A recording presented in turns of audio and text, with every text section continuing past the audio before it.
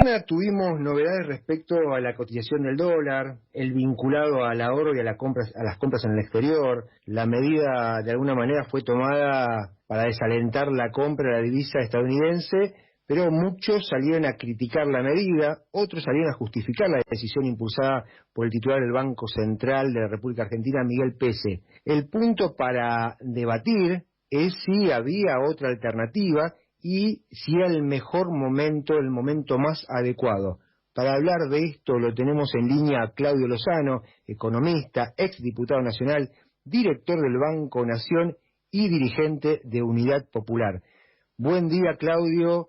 Mario Esman, Javier Rodríguez Petersen y Sebastián de Toma, te saludamos. ¿Qué tal? Buen día, ¿cómo les va a los tres? Claudio, como recién estaba el planteo, ¿era la medida adecuada y el mejor momento? Creo que tiene como virtud intentar evitar lo que podría ser un mal mayor, que por otra parte hay algunos que lo recomiendan, y eso es lo más preocupante, que es permitir una flotación libre del tipo de cambio, que terminaría en una brusca devaluación, complicando aún más los ya deteriorados ingresos de buena parte de la población argentina. Me parece sí que son medidas que por cierto merecen algunos ajustes, y también es cierto que uno podría pensar que se han demorado mucho. Digo esto porque las reservas que le quedan al Banco Central para que todo esto de alguna manera pueda ordenarse son muy pocas, ¿no? Estamos hablando de poco más de 7.000 millones de dólares de reservas netas, de las cuales la mitad prácticamente es oro.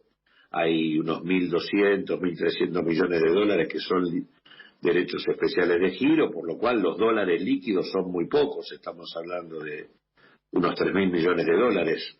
Obviamente el oro y los derechos especiales de giro se pueden cambiar, pero lo que quiero decir es que el margen no es grande.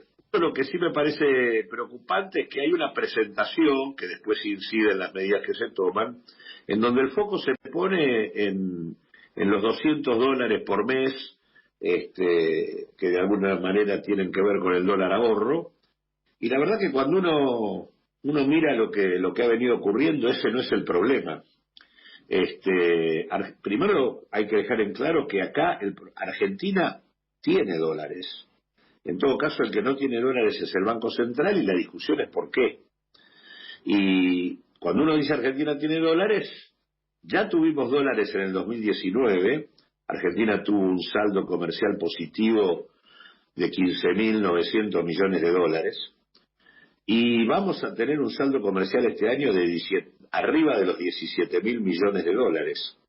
El año pasado, las razones por las cuales los dólares que se tuvieron se patinaron fue porque hubo un enorme pago de deuda que se agregó a la monumental fuga de capitales.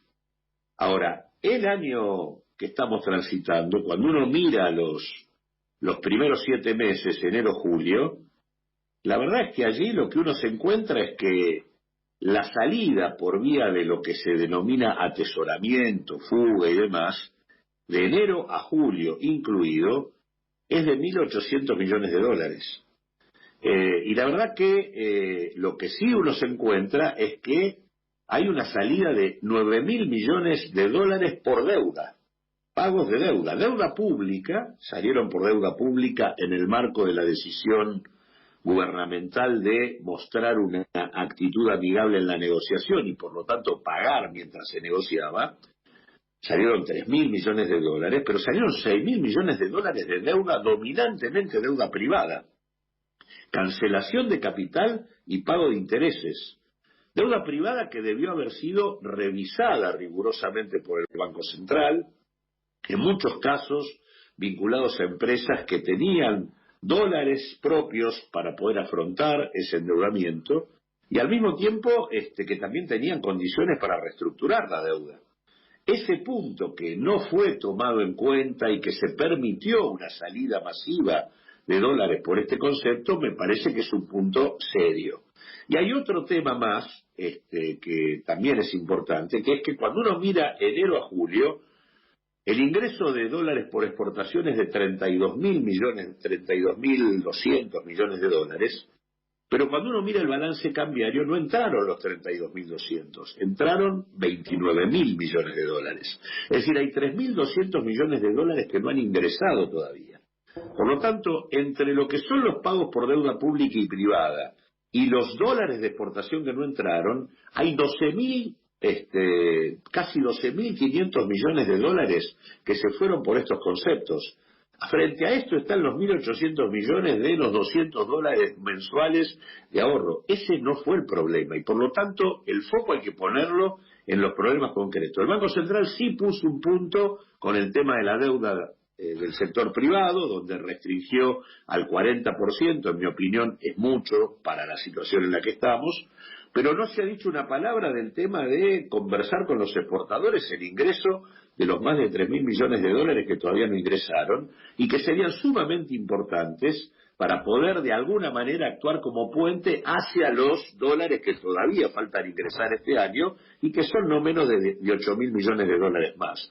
Así que me parece que habría que ser mucho más firme con el tema de la cancelación de deuda privada y habría que ser mucho más firme en la relación con los exportadores para que incorporen los dólares que aún no ingresaron. Me parece que el tema de colocar el dólar ahorro como el centro de la cuestión no hace más que ocultar quiénes son los actores principales de la salida de divisas del país de este año. En base a todo esto que estaban charlando con Javier y pensando que en un momento, esta semana que pasó, Carlos Melconian dijo, bueno, esta es una serie de medidas, esta es la primera medida de muchas. Te quería preguntar qué le queda al Banco Central de acá en adelante para poder asegurar los dólares, los dólares que le quedan y de acá en adelante, porque algunos estudios hablaban de que si seguía como veníamos, teníamos hasta diciembre, hasta enero, hasta febrero, bueno, no se ponen de acuerdo, pero ¿qué le queda al central de acá en adelante? O sea, ¿qué poder de fuego le queda para controlar la situación? Le quedan tres cosas. Uno, ir con mayor firmeza sobre los exportadores, ya sea estableciendo algún tipo de acuerdo para que efectivamente ingresen los dólares que no ingresaron y tengan quizás alternativas de inversión en moneda local que pueda resultarles conveniente, ya sea depósitos ajustados por tipo de cambio o por alguna variante que se pueda utilizar, y establecer además mecanismos obligatorios de liquidación de divisas. Ese es un tema que falta y que creo que además sería indispensable y urgente, porque creo que con la incorporación de los 3.200 millones de dólares que todavía están afuera y debieran liquidarse, sumado a los cerca de 8.000 millones de dólares que todavía tienen que entrar, Argentina tiene margen para poder manejar la situación. El otro tema es el tema de la revisión caso por caso de los procesos de cancelación de deuda por parte de los capitales privados. Creo que me parece que ese es otro punto que debe mirarse con mucho rigor. Por las características que tiene la Argentina, si uno no gobierna el tipo de cambio, no gobierna la economía, y por lo tanto en este sentido el control riguroso sobre los actores que están interviniendo en ese mercado, que no son, como se llegó hasta el punto de decir que había que controlar a aquellos que cobraban el IFE por lo que hacían la diferencia de ir a comprar dólares para venderlos en el blue y hacer una diferencia de dinero. La verdad es que es no decir las cosas como son. Acá hay tres temas. La decisión de haber negociado pagando deuda, esa es una decisión que los consumió 3.000 millones de dólares. La decisión de permitir cancelación anticipada de deuda a los deudores privados en magnitudes que no correspondían, y el tema de no obligar a que los exportadores liquiden en tiempo y forma. Esas son las razones por las cuales nosotros tuvimos en 7 meses un saldo comercial de 9.000 millones de dólares y una salida de casi 15.000. A esto que estás diciendo, Claudio, hace pocos días, para el Día de la Industria, Miguel Acevedo, titular de la UIA, planteó que $1.80 era un dólar caro. Digamos que, dando referencia que el precio estaba bien. Los exportadores, por lo que parece, están en la puja, que no están liquidando porque están esperando generar una devaluación. Y vos hablás de que el Estado tiene que tomar un protagonismo para que liquiden. ¿De qué manera? Bueno, por eso digo, acá hay mecanismos compulsivos o de imposición y hay mecanismos de acuerdo. Dentro del mecanismo de acuerdo es que traigan los dólares y tengan la posibilidad de tener opciones de inversión financiera, por ejemplo, que se ajusten por el valor del tipo de cambio. En ese marco, ellos tendrían los pesos acá adentro, pero, o sea, cambiarían los dólares, invertirían en pesos, pero no perderían respecto a la evolución cambiaria. Ese es un mecanismo. Después hay mecanismos más de mayor imposición, establecer tiempos, penalidades, ver otras formas, pero los recursos pueden ser varios. Del mismo modo que en el tema del endeudamiento de las empresas privadas, yo utilizaría la revisión caso por caso respecto a qué tipo de aporte tiene que hacer el Estado en este sentido.